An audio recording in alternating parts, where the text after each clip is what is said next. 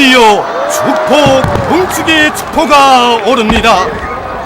나라를 빼앗겼던 이 나라 인민이 70년 전 그날 해방의 기쁨 속에 서로 얼싸안고 숨꽃 부르고 부르던 김일성 장군 만세의 환호성이 그대로 저 축포성에 실려옵니다. 18핀 조선을 기어이 구원하시려 10대의 어린 시절에 만경대 고향집을 나서시어 20성상 소란풍 몰아치는 북두 광해를 누비시며 조국 해방의 위협을 이룩하신 우리 수령님,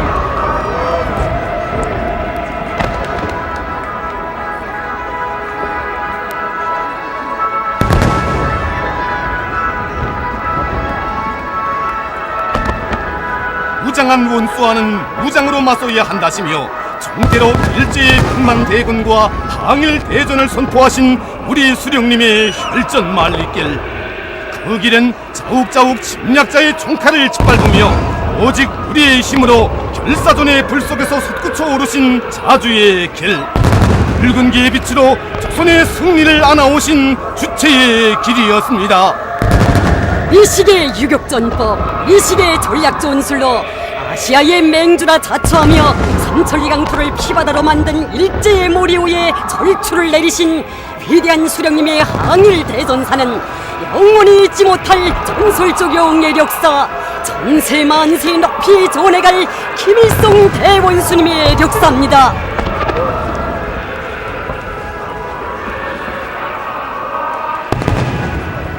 저국과 민족의 운명을 한몸에 안으시고 항일의 바다를 헤치고 험산을 넘어 백전백승 무적의 대호와 함께 조국에 개선하신 우리 수령님을 우러러 인민이 부른 절세의 애국자 만고의 빨치산, 그 이름도 빛나는 김일성 장군님의 노래는 조국 해방의 날을 경축하여 터치는 저 축포성과 더불어 길이 빛날 것입니다.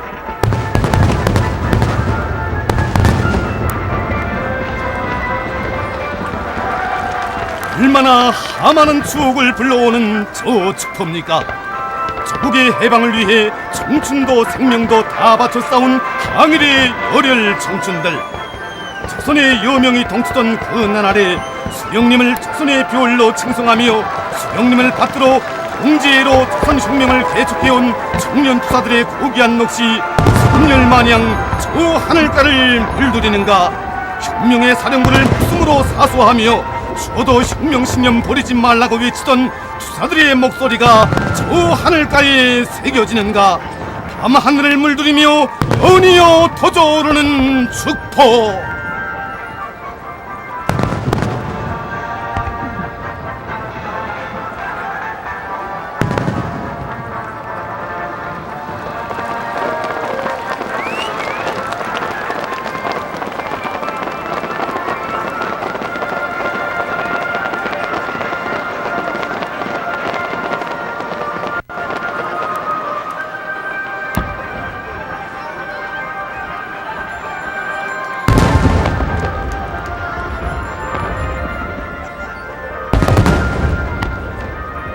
이민위천을 좌우명으로 삼으시고 장사들과 인민들을 위해서라면 자신의 심신을 깡그리 바쳐가신 어부의 수령님에 대한 끝없는 매혹과 흠모가 조선의 혁명가들을 영으로 투사로 키웠으니 조국의 해방은 자기 영도자의 사상과 뜻으로만 살며 굳게 싸워온 신념의 승리였습니다. 이름 모를 이국의 사냐에서 눈을 감으면서도 수령님을 모시고 조국으로 돌아갈 날만을 그려본 항일혁명 선열들의 그 피서른 당부가 오늘의 저 축포에 새겨져 옵니다.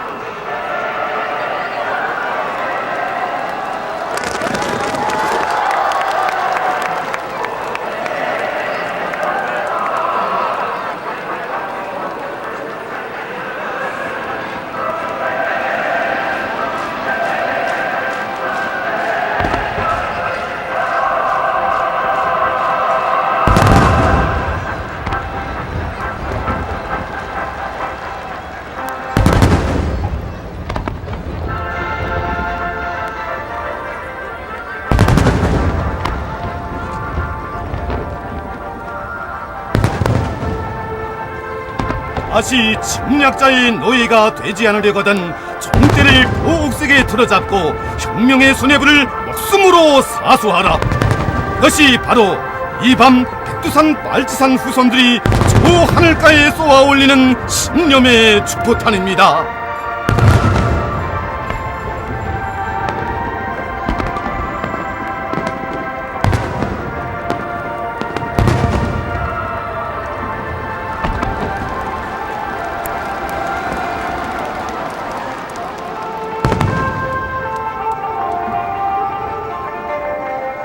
눈부신 저 축포에 삼삼이도 어려웁니다.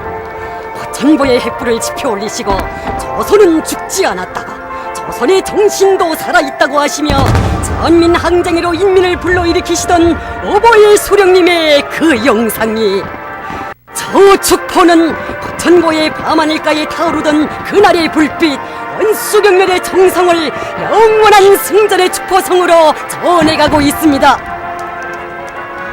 백두산 호랑이의 따웅소리는 침략자들의 간담을 서늘케 했습니다. 백두산 총대의 불비락은 무적이라 자랑하던 일제 관동군을 혼비백산케 했습니다. 신출귀몰하는 유격대의 전법에 외놈의 대가리는 호박대가리가 되었습니다. 그날의 통쾌한 승리의 전장들이 그대로 오려오는 듯한 저 축포를 보니 빨치산 명사수로 이름 떨치시던 항일의 여성 영웅 김정숙 동지의 모습도 가슴 뜨겁게 안겨옵니다. 정령 백두의 산발들마다에 새겨진 승리의 개가는 우리식의 탁월하고 대담무쌍한 전법, 기묘하고 영원한 전술로 항일대전을 이끌어오신 강철의 용장 김일성 동지와 승리의 상징인 혁명의 사령부를 목숨으로 보위하여 용감히 싸운 혁명 선열들의 조국과 인민에 대한 열렬한 사랑의 결실임을 축포는 저 하늘가에 금문자로 새겨갑니다.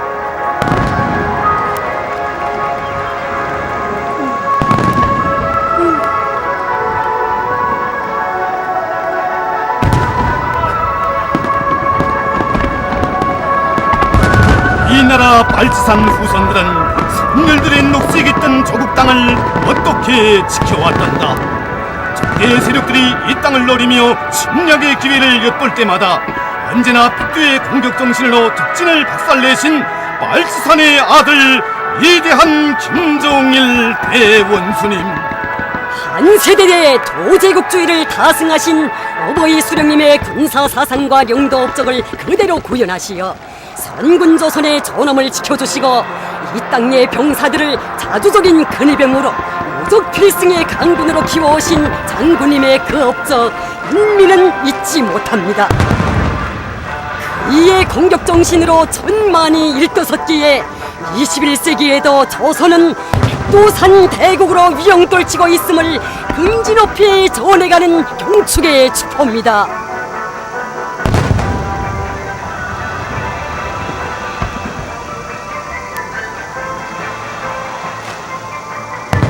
고난의 그 시기, 언제나 항일전의 나라를 추억하시며 힘겨우실 때마다 백두산에 오르시어 선군의 의지를 더욱 굳게 다지신 우리 장군님의 영도에 의해 이 땅은 그 누구도 범접 못하는 문사강국으로 됐습니다. 이제 다시 이 땅에 기어드는 원수들은 한 놈도 살아 돌아가지 못하게 되리라는 것을 군단포의 뇌성마냥 울려가는 저 축포성. 세력들은 바로 알라. 얘놈들이 우리 인민에게 끼친 죄악의 핏값을 언제든지 천백배로 받아내고야말 우리 군대와 인민의 의지가 저 축포에 실려 있다는 것을. 해방의 그날로부터 세월은 흘러 산천도 변하고 세대도 바뀌었습니다. 하지만 침략자들의 본성은 조금도 달라지지 않았으며 우리 혁명의 관역도 변하지 않았습니다. 혁명 선열들이 남긴 백두의 혁명 정신, 백두의 칼바람 정신을 유산으로 이어받은 빨치산의 후손들은 백두의 눈보라처럼 안겨지는 저 하얀 불꽃을 투사들이 부르던 억천만 번 죽더라도 원수를 치자, 죽어도 혁명 신명 버리지 말라는 신념의 불꽃으로 새겨안을 것이며 눈 속에 묻혀도 푸른빛 잃지 않는 소나무와 같이 혁명의 한 길만을 끝까지 갈 것입니다. 정령 전고의 흰눈 바다 마냥 저 하늘을 몰두리는 축포, 백옥 같은 총정의 마음을 도해주는 경축의 축포입니다.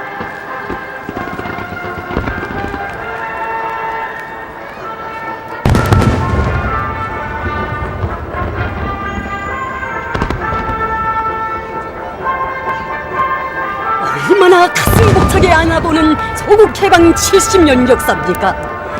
항일의 전장에서 메고온 성대와 배낭뿐이었던 맨주먹으로 건당, 건국, 건국을 일으켰던 우리 조선은 백도의 넋으로 정창을 비껴잡고 미제도 경멸시킨 영예의 나라입니다.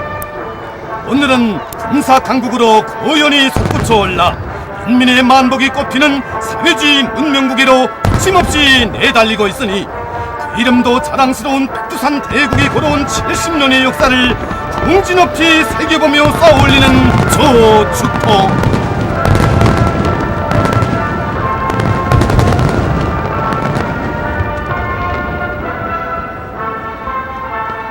밝고 푸른 내 나라의 하늘가에 조국 통일 대전 승리의 진군가로 우렁차게 메아리쳐 가고 있는 경축의 축포성. 돌이켜보자. 나라를 빼앗겼던 순환의 그 세월, 죽음을 각오하고 항일전에 뛰어든 이 나라 아들딸들이 바친 그 선열이 갈라진 조국을 위해서였단 말인가. 조국 해방의 날을 경축하는 이 밤, 국토 분단의 비극을 기어이 끝장낼 민족의 수건이 저 축포에 담겨져 있습니다.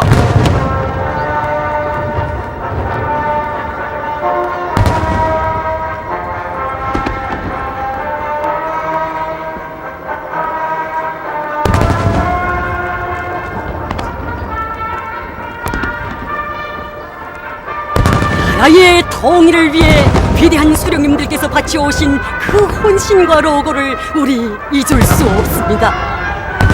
민족이 서로 싸울 때 기뻐한 놈은 누구였고 가슴 찢는 아픔에 눈물 흘린 사람은 과연 누구였던 건가? 찬란한 역사와 문화를 가진 슬기로운 민족이 더는 외세의 농락물이 될 수 없기에 오늘의 축포는 분단의 역사에 돌파구를 연 통일 6.15의 환희로 우리 가슴에 새겨주며 8월의 하늘가를 붉게 물들입니다.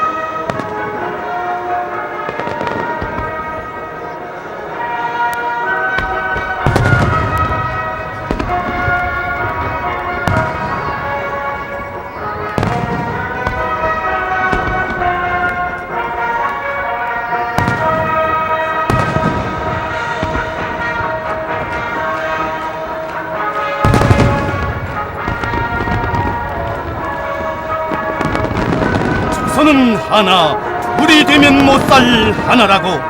우리의 소원은 통일, 꿈에도 소원은 통일이라고 그처럼 목매어 부르던 아리랑 민족의 피타는 호소를 어느 놈이 짓밟아 버렸던가. 위하여 해방의 기쁨을 경축하는 날에 분단의 아픔도 함께 감수해야 하는가. 더는 후대들에게 분열된 조국을 넘겨주지 말자. 절천지 원수 미제를 이 땅에서 내몰고 사상과 이념을 초월하여 외세가 없는 내조국 땅에서 우리 민족끼리 통일 강성국가를 일도 세우고야 말 민족의 수건이 더 세차게 타본지는 평양의 하늘갑니다.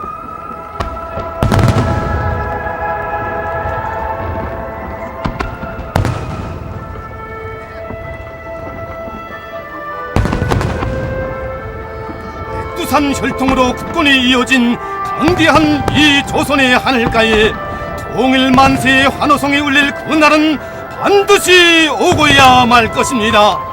더 붉게 타오르는 축포여, 민족의 오보이를 모시고 우리 민족끼리 기어이 하나의 통일국가를 일도 세우려는 조선의 의지를 길이 전하여다오.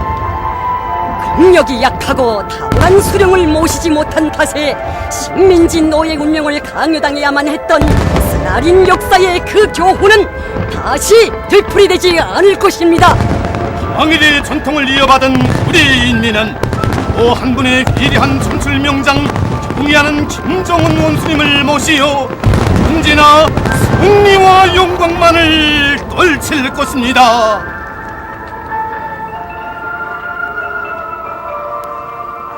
지금까지 저국 해방 이른돌술 경축에서 진행한 축포 발사를 보내드렸습니다.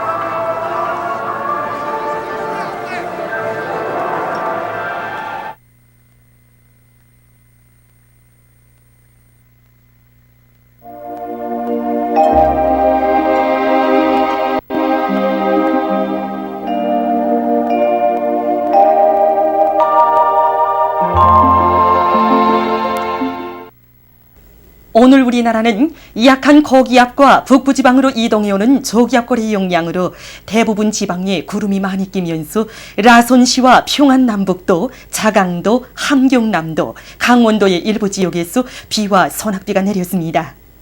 함경북도 지방에서 주로 개인 날씨였으며 황해남북도의 일부 지역에서는 안개가 꼈습니다. 위성화상에서 보시는 바와 같이 대부분 지방에 구름이 많이 꼈습니다. 오늘 평양의 제일 높은 기온은 33도로서 평년보다 3도 높았습니다. 내일은 8월 16일 일요일, 음력으로 7월 초사흘입니다. 내일 우리나라는 약한 고기압과 북부지방을 지나가는 저기압골의 영향을 받겠습니다. 그러므로 서해안의 대부분 지방에서 새벽과 아침 한때 약간의 비가 내린 후 자주 흐리겠으며 량강도, 함경남도 지방에서는 흐려서 밤 한때 약간의 비가 내리겠습니다. 함경북도 지방에서 오전과 밤에 약간의 비가 내리겠으며 평안북도, 강원도 지방에서는 자주 흐린 날씨겠습니다. 지방별 날씨를 알려드리겠습니다. 평양시 남소풍이 2 내지 5m로 불고 새벽과 아침 한때 약간의 비가 내린 후 자주 흐리겠습니다. 내일 아침 제일 낮은 기온은 23도, 내일 낮 제일 높은 기온은 30도 정도로 예견됩니다. 백두산미령 남소풍이 2 내지 5m로 불고 흐려서 밤에 약간의 비가 내리겠습니다. 해산시 남소풍이 2 내지 5m로 불고 흐려서 밤에 약간의 비가 내리겠습니다. 강계시 남소풍이 2 내지 5m로 불고 자주 흐리겠습니다.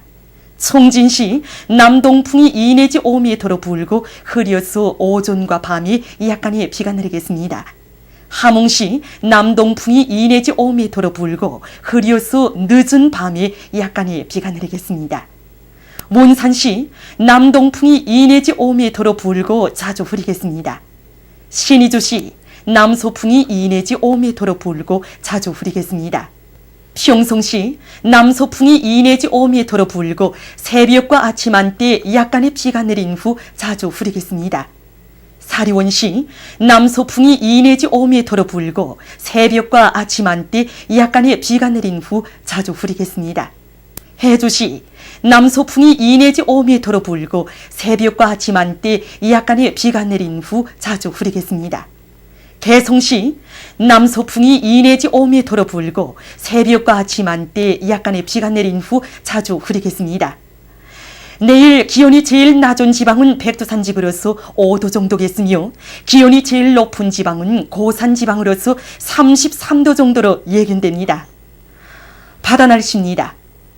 내일 조선 동해 해상에서는 남동풍이 5 내지 8m로 불고 물결은 가까운 바다에서 0.5 내지 1m로, 먼 바다에서는 1 내지 1.5m로 일겠으며 함경북도 해상에서는 때때로 비가 내리고 함경남도와 강원도 해상에서는 흐려서 밤에 약간의 비가 내리겠습니다.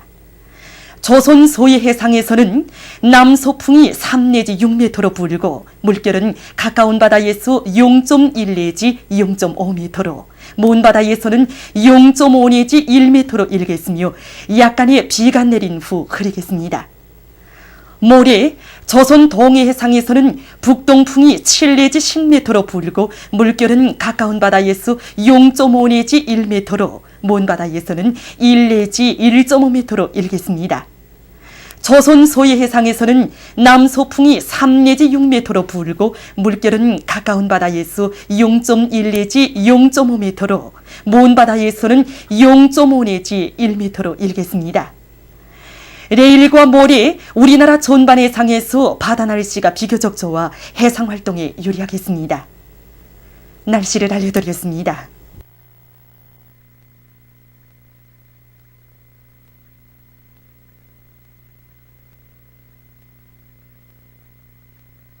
신념은 참된 인간의 징표이다. 참된 인간은 신념 위에 높이 서 있다. 신념이 없으면 대가 없는 사람, 뼈가 없는 사람이 되고 만다.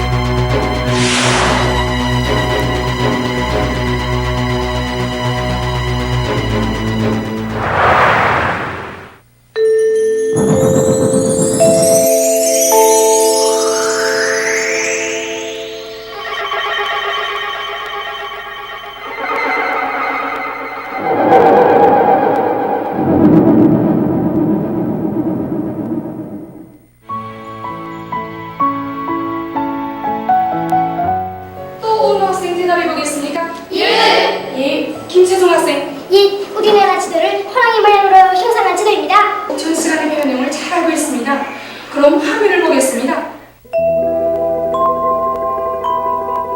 우리나라를 침략한 일제는 조선민족의 민족 정신을 말살시키려고 지도 모양을 토끼 모양으로 날조하였습니다. 그러나 우리 인민은 일제의 날조의 까발키고 지도 모양을 역사적 민족적 전통의 대상으로 상징화하였습니다. 그렇게 해서 나온 지도가 1920년대에 나온 이 군육강산 맹호 기상도입니다. 보시는 것처럼 조선 지도의 모양이 호랑이 모양으로 형상되었습니다. 우리 인민은 영맹한 호랑이의 기상에 맞게 지도 모양을 사납게 울부짖는 호랑이 모양으로 형상하여 일제의 책동에 항거에 나섰습니다.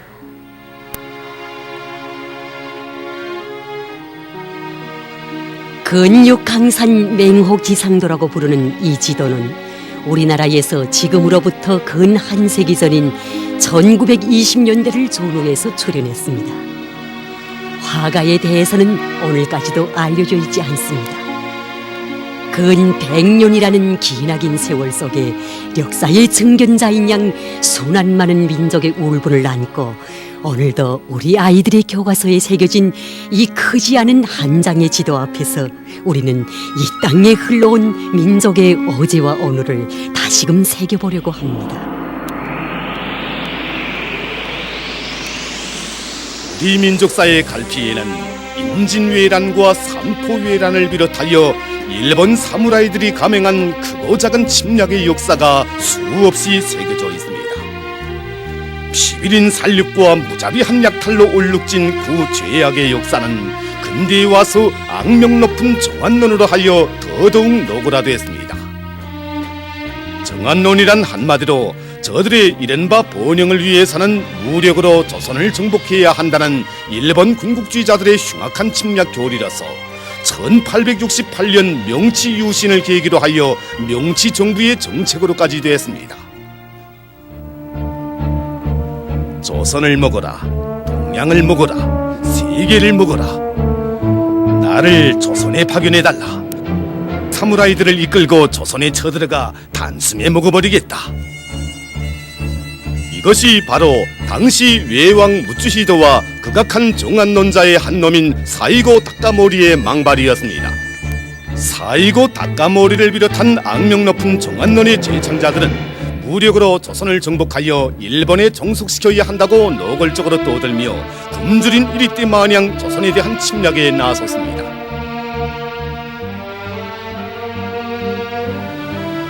(1894년) 이 청일전쟁과 1904년 러일 전쟁을 통해서 조선에 대한 독점적 지배권을 행사한 일제는 이후 우리나라를 완전히 가로타고 앉기 위한 이런 본격적인 단계에 들어갔습니다.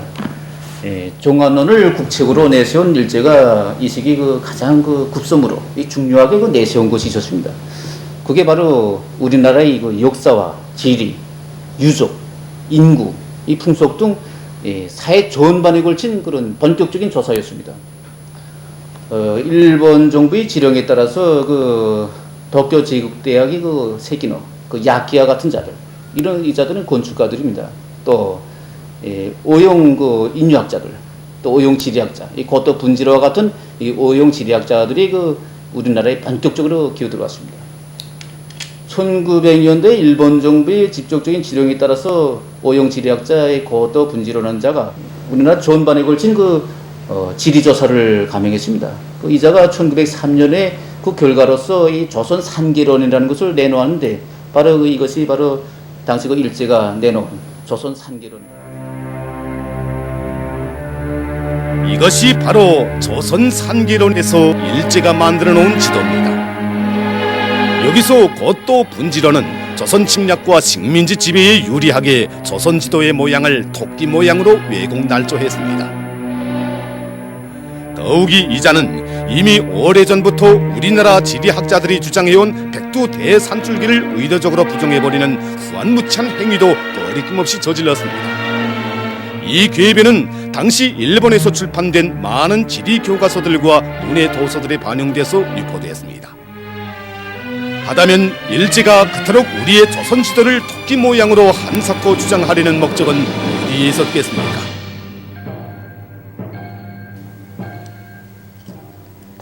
그 흔히 토끼라고 하면 말입니다. 이 다른 짐승들에게 쉽게 잡혀 못 키우기만 하는 이런 온순하고 연약한 동물로 알려져 있지 않습니까? 일제는 바로 이 조선민족이 토끼와 같이 온순하고 연약한 속성을 가진 무맥한 열등민족이라는 것을 주입시키기 위해서 이렇게 해서 악랄하게 책동했습니다. 그 목적은 다른 데 있지 않습니다. 조선 사람들에게 민족 허무주의와 노예적 굴종사상을 주입해서 저희들 일제 식민지 통치를 반대해서 들고 일어나는 조선 사람들이 반일 감정, 이 반일 투쟁 기세를 제압하기 위한데 그게 기본 목적이 있었습니다. 다른 한편으로 저희들 일본인들에게 야마도 민족이 이른바 우월성 이걸 불어넣어서 조선에 대한 침략과 이 지배의식을 대대적으로 적극 고취하자는데 바로 이게 기본 목적이 있었습니다.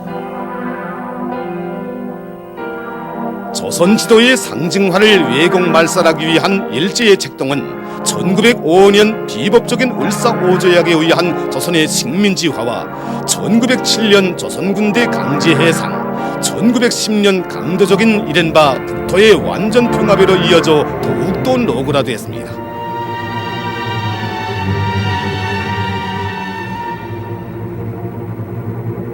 그러나 일제는 그 어떤 비열한 책동으로서도 우리 조선인민의 민족 정신은 결코 말살할 수 없었습니다. 아, 분하도다. 이제는 노예가 된 우리 2천만 동포여, 살았느냐 죽었느냐 통분하고 통분하다. 동포여, 동포여. 침략자를 단죄하는 시리아 방송 대국의 피저런 외침은 민족의 가슴에 거세 찬 항고의 불길로 번져졌습니다.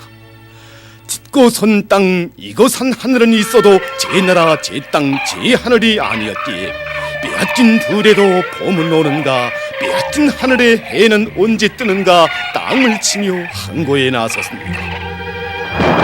3일의 거적적인 인민동기로 해구에서의 피타는 절규로 할빈의 애국적 의거로 이 땅에 무겁게 들이운 악재의 검은 구름을 가시려고 불사신처럼 떨쳐 일어섰습니다. 단두대에 오르면서도 제일 강산 내 나라를 기어이 되찾고야 말 애국의 굳은 의지를 붉은 피로 새겼고 한일 구국의 함성으로 온 강산을 뒤흔들었습니다.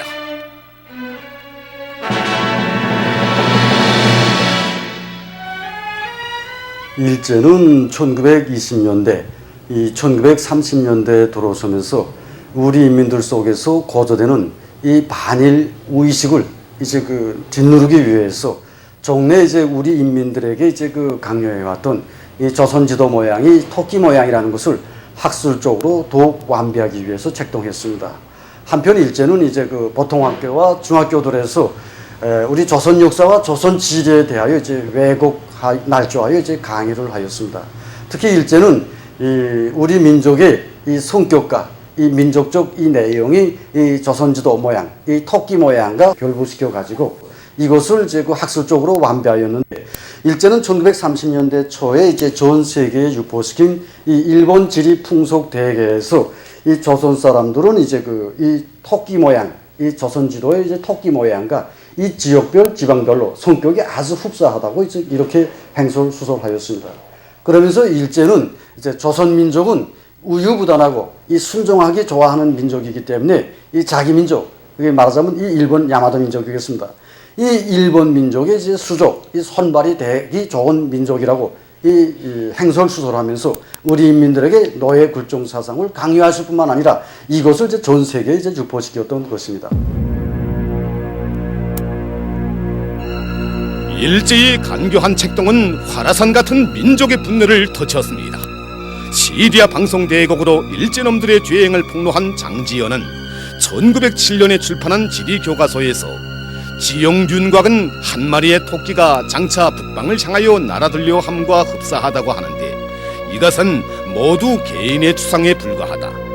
우리나라 서곤에 이르기를 우리나라 지형은 날쌘 들개가 걸터앉아 여우나 토끼를 노려보다가 덤벼들어 잡으려는 모양과 같다라고 하면서 역사적 사실을 들어 일제가 토끼 모양으로 날조한 사실의 부당성을 까발켰습니다.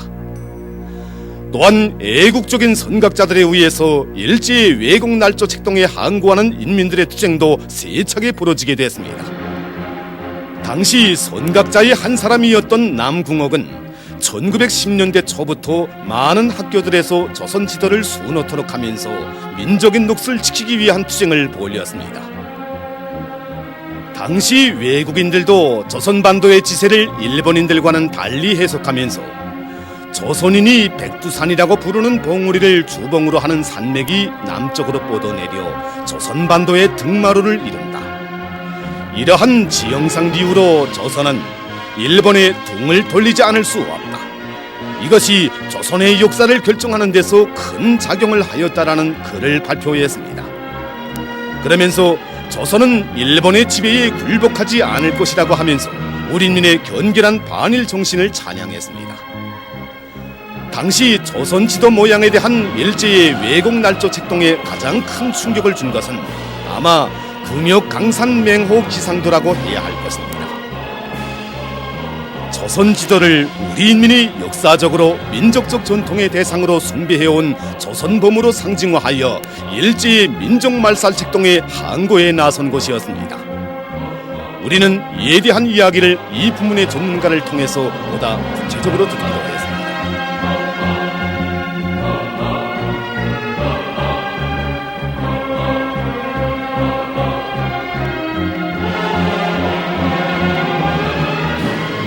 군욕 강산 맹호 기상도에서 군욕이라는 말입니다. 그것은 이제 세계의 많은 사람들이 예로부터 우리나라를 이제 그 무궁화가 많이 이렇게 이제 자라는 이 나라.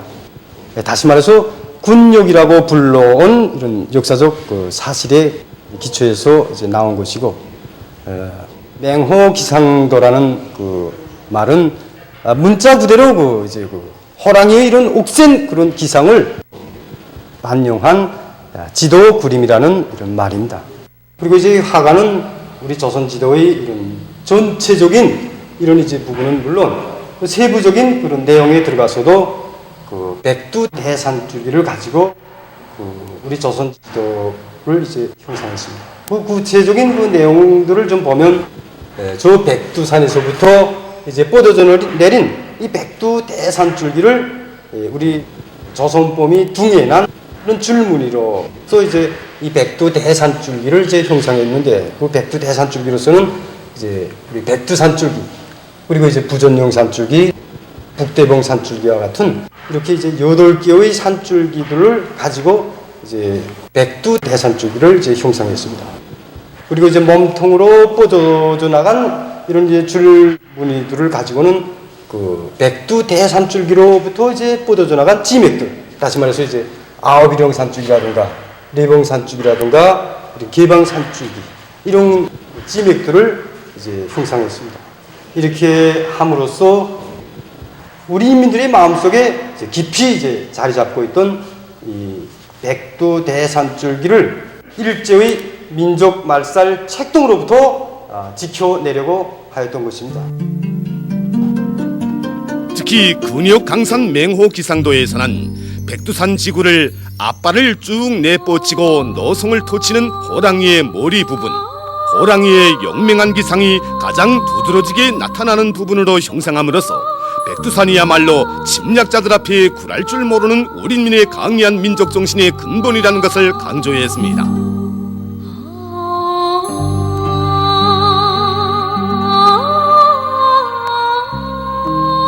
예로부터 우리나라는 산세가 장중하고 우아하며 역사가 깊은 명산들이 많아 삼천리 금수강산이라 불러왔습니다. 그렇듯 기묘하고 장중한 그 모든 명산들의 정점에 있는 것이 바로 백두산입니다. 역사 기록에 의하면 백두산에는 예로부터 전해오는 이름들이 많았다고 합니다. 시기에 따라 대백산, 두람산, 도태산, 개마대산, 개마산, 백산 등 여러 가지 이름으로 전해져 왔다고 합니다. 처음에는 크고 흰 산이라는 의미를 담아 태백산으로 불리웠고, 밝은 산이라는 의미를 담아 두람산, 고구려 시기에는 산의 모양이 엎드린 말잔등과도 같은 산이라는 의미로 계마대산이라 불리워졌다고 합니다. 세월의 흐름과 함께 여러 개의 봉우리라는 의미와 그리고 산들의 제왕이라는 뜻으로 도태산이라고도 불리웠습니다. 백두산으로 불리워진 것은 7세기 이전부터였습니다. 사시장철 흰눈을 머리에 이고 있는 백두산이라는 이름은 고결하고 강직하며 결백한 우리 민족의 슬기로운 민족성을 방불하게 반영한 조정의 산의 품격에 어울리는 이름으로 전해졌습니다. 이렇게 이제 그 이름 유래에서 알 수 있는 바와 같이 우리 인민들은 그 오래전부터 그 백두의 기상과 그 종기를 우리 민족의 녹수로 자랑으로 여기면서 백두에서 뻗어내린 이 백두 대산줄기를 우리 민족의 자랑으로 여겨왔습니다. 그런데 이제 일제는 저들이 이른바 그 정책 실현에서 그리고 또 이제 우리 인민들이 그 마음속에 이제 깊이 자리 잡은 이 백두 대산줄기가 저들에 대한 이런 반일 감정에서 매우 이제 중요한 그런 역할을 한다는 것을 알고 우리나라에 대한 그런 침략의 첫 발을 들여놓는 그 순간부터 우리 인민들의 이런 마음속에서 이 백두 대산줄기를 없애보려고 악랄하게 그리고 이제 집요하게 이제 책동하였습니다.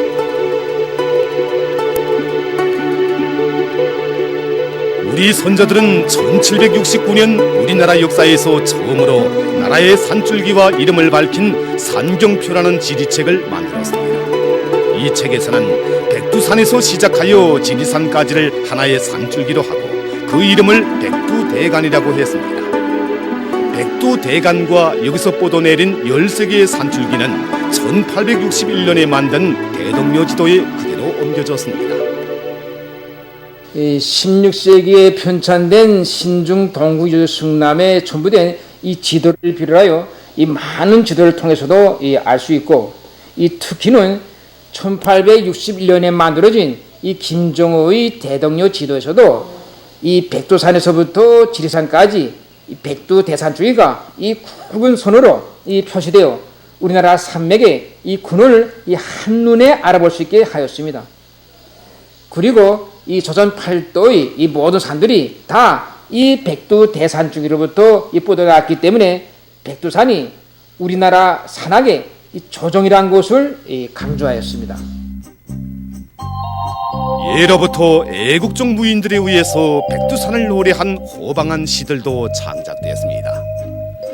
사군 육진 개척에서 큰 공로를 세운 김정선은 장백산에 길을 걷고 두만강에 말 씻기니 썩은 저 선비야 우리 아니 사나이냐 릉년각상에 네 얼굴 그리고 라는 시를 남겼으며 남이 장군이 지은 시는 오늘도 우리 인민들 속에서 널리 전해지고 있습니다.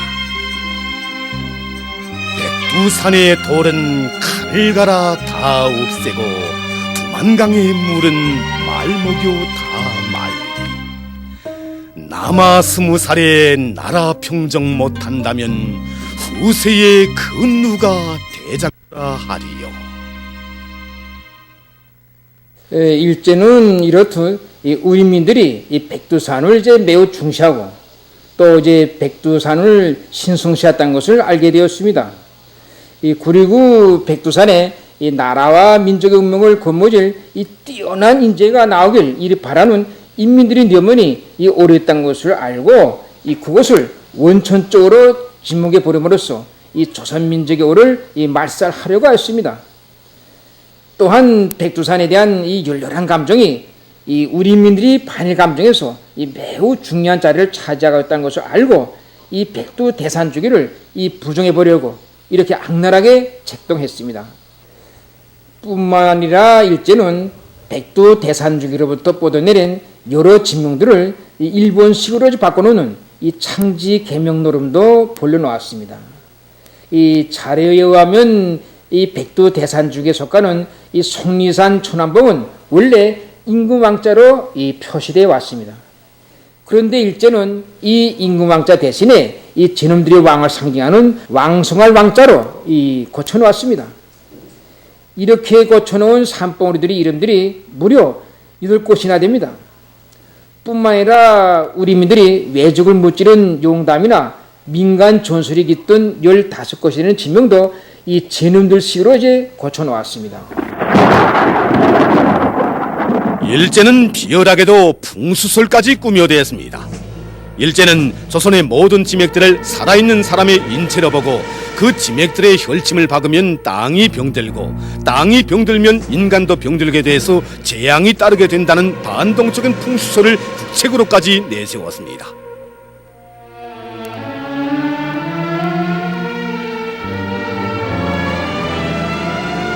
그것이 바로 백두산으로부터 시작된 우리나라의 모든 산줄기의 주요 명맥들의 쇠말뚝을 박는 것이었습니다. 우리나라의 명산들과 여충지들의 쇠말뚝을 박고 산호리를 끊어버리는 것과 같은 비열한 만행이 수없이 감행됐습니다. 이를 위해서 수많은 인원들이 동원됐습니다. 해발고가 높은 산바를 오르내리면서 국소와 국부를 찾아 쇠말뚝을 박았으며 그것을 뽑지 못하게 하려고 끓는 유황을 부어놓고 세멘트 다짐까지 해놓았습니다. 이것이 바로 개성지구의 송악산과 천마산, 진해산의 여러 개의 쇠말뚝과 그것들이 꽂혀있던 자리들입니다. 일제가 전 조선 땅의 명산들과 여충지들마다의 쇠말뚝을 박아놓은 것만도 300여 군데나 됐습니다. 일제는 이런 만행을 감행한 후에는 조선의 명산의 정기를 다 없애버렸다느니 이제는 나라를 떠매고 나갈 큰 인물이나 장수가 나오지 않을 것이라느니 뭐니 하는 소문을 고의적으로 퍼뜨렸습니다. 그러나 백두산을 끝없이 숭상하는 우리 조선민족의 열망은 용암처럼 끌어올라 백두산 천지 호반에 령신 비각으로 세워졌습니다. 역사 기록에 의하면 고조선 시기로부터 반만 년을 이어오며 백두산을 포괄하는 영역에 나라를 세우고 백두산을 조정의 산으로 숭상해온 우리 선조들은 장엄하고 신비로운 백두산 천지의 하늘 땅의 조화를 일으키는 영이 있다고 여겨왔습니다. 그러면서 백두산과 그 주변에 정독사나 촌왕당과 같은 건물을 지어놓고 백두산 신에게 나라와 민족이 번영하게 해줄 것을 기원하곤 했다고 합니다. 더욱이 20세기 초에 이르러 일제의 침략 책동으로 망국의 비운이 나를 따라 짙어가던 시기 우리 인민들은 백두산의 령왕령신에게 나라와 민족의 운명을 구원해 줄 것을 기원하는 염원을 굴러 쪼아 돌비석을 세웠는데 그것이 바로 령신비각인 것입니다. 위대한 수령 김일성 동지께서는 령신비각과 관련하여 회고록 세기와 더불어의 다음과 같이 쓰시었습니다. 조정의 산 백두산에 대하여 조선 사람들이 얼마나 우러러 보았는가 하는 것은 백두산 장군봉 밑에 천지기슭 바위의 비석에 새겨진 대태백 대택수 령신비각이라는 글만 보아도 잘 알 수 있다. 나라의 생존이 심히 우려되었던 20세기 초에 대정교나 천불교의 관계 인물인 천화도인에 의하여 세워진 그 비석에도 밝혀져 있는 것처럼 백두산을 지키는 천지의 령신이 이 나라 사람들을 무궁토록 안정하게 해줄 것을 기원하고 있었다. 백두산에 대한 숭상은 곧 조선에 대한 숭상이었고 조국에 대한 사랑이었다. 백두산과 더불어 민족의 운명을 구원해줄 장군이 나오기를 바라는 조선민족의 염원을 짓뭉개 버리려는 일제의 어리석은 망상은 결코 실현될 수 없었습니다. 백두산 호랑이의 노호성이 백두 대산줄기로 한 지맥을 이룬 이강산을 흔들며 깨치며 힘차게 울려 퍼졌던 것입니다. 바위 위에 호랑이 나섰다. 백두산 호랑이 나섰다. 핫발을 거세게 내어 뻗치고 남쪽 하늘